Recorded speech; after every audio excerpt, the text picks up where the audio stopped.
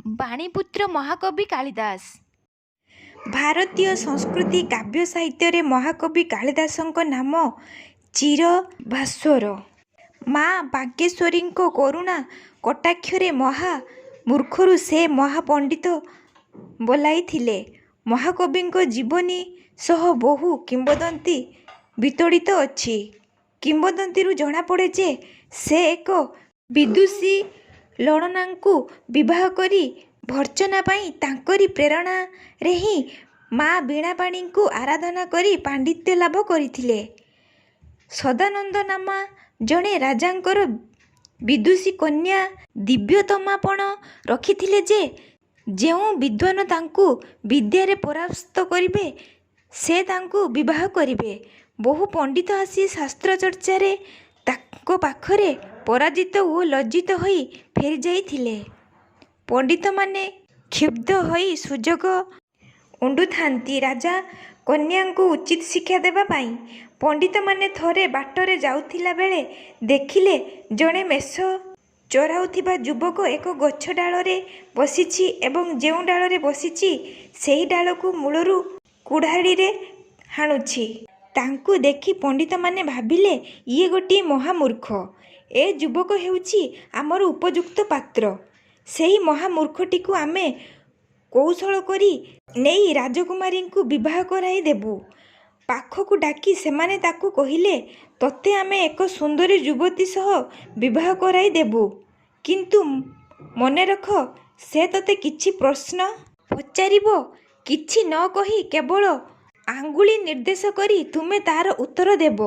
କାଳିଦାସ ପଣ୍ଡିତଙ୍କ କଥାରେ ରାଜି ହେବାରୁ ସେମାନେ ତାକୁ ପଣ୍ଡିତ ବେଶ କରି ରାଜଦରବାରକୁ ନେଇଗଲେ। ତାଙ୍କୁ ରାଜଦରବାରରେ ହାଜର କରାଇ ସେମାନେ ରାଜାଙ୍କୁ କହିଲେ ଏହି ଯୁବକଟି ଜଣେ ବିଶିଷ୍ଟ ପଣ୍ଡିତ। ମୌନବ୍ରତ ଧାରଣ କରିଥିବାରୁ ସେ କଥାବାର୍ତ୍ତା କରୁନାହାନ୍ତି। ଯୁବକ ରାଜକୁମାରୀଙ୍କ ପାଇଁ ଉପଯୁକ୍ତ ପାତ୍ର। ରାଜକୁମାରୀ ତାଙ୍କୁ ପ୍ରଶ୍ନ ପଚାରି ପାରନ୍ତି। ଆଙ୍ଗୁଳି ସଂକେତରେ ସେ ଉତ୍ତର ଦେଇ ଦେବେ। ରାଜକୁମାରୀ ଏଥିରେ ରାଜି ହେଲେ। କାଳିଦାସ ଯାଇ ତାଙ୍କ ସମ୍ମୁଖରେ ବସିଲେ।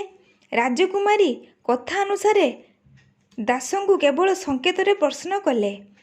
ରାଜକୁମାରୀ ପ୍ରଥମେ କାଳିଦାସଙ୍କୁ ଗୋଟିଏ ଆଙ୍ଗୁଳି ଦେଖାଇ ଜାଣିବାକୁ ଚାହୁଁଥିଲେ ବ୍ରହ୍ମ ଏକ ନା ପଣ୍ଡିତଙ୍କ ମତରେ ଆଉ କିଛି। ମାତ୍ର ମହାମୂର୍ଖ କାଳିଦାସ ବୁଝିଲେ ବୋଧହୁଏ ସେ ତାଙ୍କ ଗୋଟିଏ ଆଙ୍ଗୁଳିରେ ମୋ ଆଖି ଗୋଟେ ଫୁଟାଇ ଦେବେ ବୋଲି କହୁଛନ୍ତି। ରାଗିଯାଇ କାଳିଦାସ ରାଜକୁମାରୀଙ୍କ ଆଡ଼କୁ ଦୁଇଟି ଆଙ୍ଗୁଳି ଦେଖାଇ ଦେଲେ। ଅର୍ଥାତ୍ ମୁଁ ତୁମ ଦୁଇ ଆଖି ଫୁଟାଇ ଦେବି। କିନ୍ତୁ ରାଜଜେମା ବୁଝିଲେ ପଣ୍ଡିତ ମହାଶୟ କହୁଛନ୍ତି ଆତ୍ମା ଏକ ନୁହେଁ, ଏହା ଦୁଇ, ଜୀବୋତ୍ମା ଓ ପରମାତ୍ମା। ଦିବ୍ୟତମା ମୂର୍ଖ କାଳିଦାସଙ୍କୁ ଜଣେ ବଡ଼ ପଣ୍ଡିତ ବୋଲି ସ୍ଥିର କରି ବିବାହ କଲେ। ଦିନକର କଥା, କାଳିଦାସଙ୍କ ସହ ଦିବ୍ୟତମା ଗୃହରେ ଥାଆନ୍ତି। ବାହାରେ ଗୋଟିଏ ଓଟ ଚିତ୍କାର ଛାଡ଼ିଲା। ଦିବ୍ୟତମା କାଳିଦାସଙ୍କୁ ପ୍ରଶ୍ନ କଲେ କ ଶବ୍ଦାୟତେ? କାଳିଦାସ ଉଷ୍ଟ୍ରଙ୍ଗ ଶବ୍ଦାୟତେ କହି ନ ପାରି କହିଦେଲେ ଉଷ୍ଟ୍ରଃ ଶବ୍ଦାୟତେ। ପତ୍ନୀଙ୍କୁ ଆଉ ବୁଝିବାକୁ ବାକି ରହିଲା ନାହିଁ। ସେ ବୁଝିଗଲେ ଯେ ଈର୍ଷାଳୁ ପଣ୍ଡିତମାନଙ୍କ ଚକ୍ରାନ୍ତରେ ସେ ଗୋଟିଏ ମହାମୂର୍ଖକୁ ବିବାହ କରିଛନ୍ତି। ସେ କ୍ଷୁବ୍ଧ ହୋଇ କାଳିଦାସଙ୍କୁ ଭର୍ତ୍ସନା କରି କହିଲେ ତୁମେ ଯେ ପର୍ଯ୍ୟନ୍ତ ଜଣେ ପଣ୍ଡିତ ନ ହୋଇଛ ମୁଁ ତୁମକୁ ସ୍ୱାମୀ ରୂପେ ସ୍ୱୀକାର କରିପାରିବି ନାହିଁ। ପତ୍ନୀଙ୍କ ସେହି କଥାରେ ଅତୀବ ମ୍ରିୟମାଣ ହୋଇ କାଳିଦାସ ଗୃହତ୍ୟାଗ କଲେ।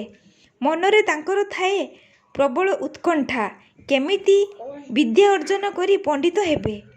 ତେଣୁ ବିଦ୍ୟାପ୍ରାପ୍ତି ପାଇଁ ମା ସରସ୍ୱତୀଙ୍କ ଶରଣାଗତ ହୋଇ ଦାସେ ସାଧନା ଆରମ୍ଭ କରିଦେଲେ। କିଛି କାଳ ପରେ ମାଙ୍କ କୃପାରୁ ବହୁ ଶାସ୍ତ୍ରରେ ସେ ପାଣ୍ଡିତ୍ୟ ଅର୍ଜନ କରି ଅସାଧାରଣ କବିତ୍ୱ ଲାଭ କଲେ। ପାଣ୍ଡିତ୍ୟ ଲାଭ ପରେ ଦିନେ ଗୃହକୁ ପ୍ରତ୍ୟାବର୍ତ୍ତନ କରି ସେ ଦେଖିଲେ ଘରର କବାଟଟି ବନ୍ଦ ଅଛି।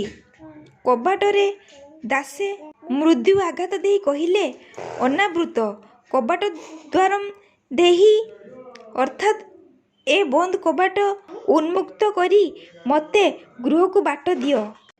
ଉନ୍ମୁକ୍ତ କରି ମୋତେ ଗୃହକୁ ବାଟ ଦିଅ। ଏହା ଶୁଣି ପତ୍ନୀ ଦିବ୍ୟୋତ୍ତମା ଭିତରୁ ଉତ୍ତରରେ କହିଲେ, ଅସ୍ତି କଶ୍ଚିତ୍ ବାକ୍ ବିଶେଷଃ। ଅର୍ଥାତ୍ କ'ଣ କିଛି କହିବାର ଅଛି? ପତ୍ନୀଙ୍କ ଏଇତକ କଥା ଶୁଣି ସେ ଖୁବ୍ ଆମୋଦିତ ହୋଇ ପଡ଼ିଲେ। ସେ ତ ସେତେବେଳକୁ ପଣ୍ଡିତ ହୋଇ ସାରିଥିଲେ। ପତ୍ନୀ ଦିବ୍ୟୋତ୍ତମାଙ୍କର ଏହି କେତୋଟି ଶବ୍ଦକୁ ନେଇ ସେ କାବ୍ୟ ରଚନା ଆରମ୍ଭ କରିଦେଲେ। ଅସ୍ତି ଶବ୍ଦକୁ ନେଇ ସେ କୁମାର ସମ୍ଭବମ୍ ମହାକାବ୍ୟର ପ୍ରଥମ ପଦ ଲେଖିଲେ। ଉତ୍ତରାସ୍ୟାଂ ଦିଶି ଦେବାତ୍ମା ହିମାଳୟ ନାମଃ ନଗାଧିରାଜଃ ପୂର୍ବାପୌର ତୟନିଧି ବଗାହ୍ୟ ସ୍ଥିତଃ ପୃଥିବ୍ୟା ଇବ ମାନଦଣ୍ଡଃ। 2. କଶ୍ଚିତ୍ ଶବ୍ଦକୁ ନେଇ ରଚନା କଲେ ସେ ମହାକାବ୍ୟ ମେଘଦୂତମ୍ କାବ୍ୟର ପ୍ରଥମ ପଦ। କଶ୍ଚିତ୍ କାନ୍ତା ବିରହ ଗୁରୁଣା ସ୍ୱାଧିକରାତ୍ ପ୍ରମତଃ ସାପେନାସ୍ତମ୍ ଗମିତ ମହିମା ବର୍ଷ ଭଗ୍ୟେଣ ଊର୍ଦ୍ଧ୍ୱନ୍ତଃ। 3. ସେହିପରି ସେ ବାକ୍ ଶବ୍ଦକୁ ପ୍ରୟୋଗ କରି ରଘୁବଂଶମ୍ ମହାକାବ୍ୟ ଆରମ୍ଭ କରିଥିଲେ ନିମ୍ନ ଶ୍ଳୋକରେ। ବାଗାର୍ଥ ବିବ ସମ୍ପୃକ୍ତୌ ବାଗର୍ଥ ପ୍ରତୀତ୍ୱେ ଜଗତଃ ପିତରୌ ବନ୍ଦେ ପାର୍ବତୀ ପରମେଶ୍ୱରୈ।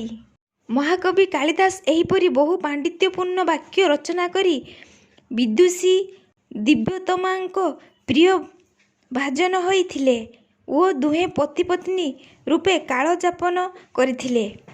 ଇତିହାସରୁ ଜଣାଯାଏ କାଳିଦାସ ଉଜ୍ଜୟିନୀର ବିଦ୍ୱାନ ରାଜା ବିକ୍ରମାଦିତ୍ୟଙ୍କ ସଭା ପଣ୍ଡିତ ଥିଲେ। ବିକ୍ରମାଦିତ୍ୟଙ୍କ ରାଜଦରବାରର ମଣ୍ଡନ କରୁଥିଲେ। ନବରତ୍ନ ନାମରେ ପରିଚିତ 9 ଜଣ ବିଖ୍ୟାତ ବିଦ୍ୱାନ ମହାକବି କାଳିଦାସ ଥିଲେ ସେମାନଙ୍କ ମଧ୍ୟରେ ଅନ୍ୟତମ। ଅନ୍ୟ 8 ଜଣ ପଣ୍ଡିତଙ୍କ ନାମ ଅମରସିଂହ, ଧନ୍ୱନ୍ତରୀ, ଶଙ୍କୁ, କ୍ଷପଣକ, ଘଟ, କର୍ପର, ବରାହ ମିହିର, ବରରୁଚି, ବେତାଳ ଭଟ୍ଟ। କାଳିଦାସଙ୍କ ଜନ୍ମ ସମୟ ଓ ସ୍ଥାନ ନିର୍ଦ୍ଦିଷ୍ଟ ଭାବେ ନିରୂପଣ ହୋଇପାରେ ନାହିଁ।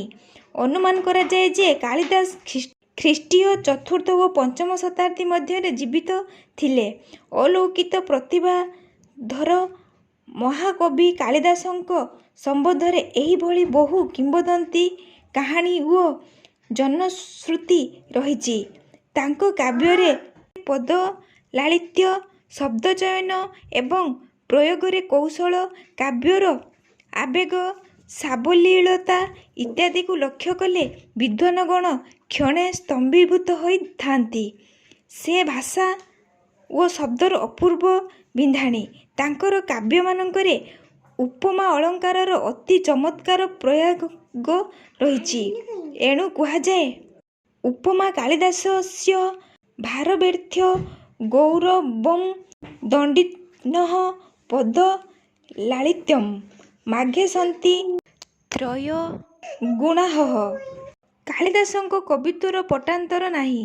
ଭାରତର ଯଥାର୍ଥରେ ସେ ଶେକ୍ସପିୟର। ସେ ବାଣୀପୁତ୍ର, ମହାକବି, ବିଶ୍ୱବନ୍ଦିତ କବି। ଅସାଧାରଣ କବିତ୍ୱ ବଳରେ ସେ ବିଶ୍ୱର ବାଣୀ ଭଣ୍ଡାରକୁ ସମୃଦ୍ଧ କରି ଯାଇଛନ୍ତି। ତାଙ୍କ ଅମର ଓ ଅମୂଲ୍ୟ ସାହିତ୍ୟ କୃତି ମେଘଦୂତମ୍, ରଘୁବଂଶମ୍, କୁମାର ସମ୍ଭବମ୍, ଋତୁସଂହାରମ୍, ମାଳବିକାଗ୍ନି ମିତ୍ରମ୍, ବିକ୍ରମୋର୍ବଶୀୟମ୍, ଅଭିଜ୍ଞାନ ଶାକୁନ୍ତଳମ୍ ଇତ୍ୟାଦି ମହାନ ଓ ମହାର୍ଘ୍ୟ ଗ୍ରନ୍ଥ ଦ୍ୱାରା ସେ ଭାରତବର୍ଷର ପ୍ରାତଃସ୍ମରଣୀୟ ମହାକବି। ତାଙ୍କର ସାହିତ୍ୟକୃତି ସବୁ ପୃଥିବୀରେ ବହୁ ଭାଷାରେ ଅନୁବାଦିତ ହୋଇଛି। ଜର୍ମାନୀର ବିଦ୍ୱାନ କବି ଗୋଏଥେ କାଳିଦାସଙ୍କ ସମ୍ବନ୍ଧରେ କହିଛନ୍ତି, here the poet seems to be in the height of his talent in representation of the nature order of the finest mode of life of the purest moral endeavour the most worthy sovereign and of the most sober divine meditation, still he remains in such a manner the Lord and Master of his creation.